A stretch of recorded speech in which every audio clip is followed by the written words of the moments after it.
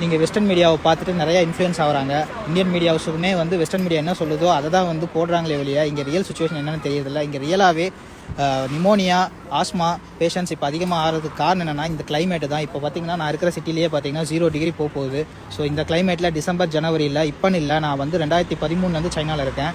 எப்பயுமே டிசம்பர் ஜனவரி பிப்ரவரி மந்தில் நிமோனியா வந்து கொஞ்சம் அதிகமாக தான் இருக்கும். அதே மாதிரி இன்ஃப்ளூயன்ஸான்னு சொல்கிறது, ஃப்ளூ, இது எல்லாமே நார்மலாகவே அதிகமாகும் டியூ டு கிளைமேட் சேஞ்சஸ் தான்.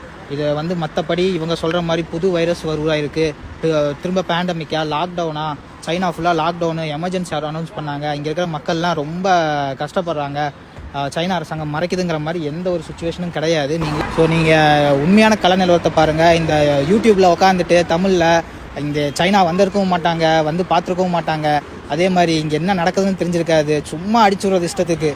ஏன் இப்படி பண்ணுறீங்கன்னு தெரியல. ஏன்னா நீங்கள் சொல்கிறத தான் அங்கே இருக்கிற மக்கள் நம்புகிறாங்க. அங்கே இருக்கிற எங்களோட குடும்பங்கள் ஆகட்டும்,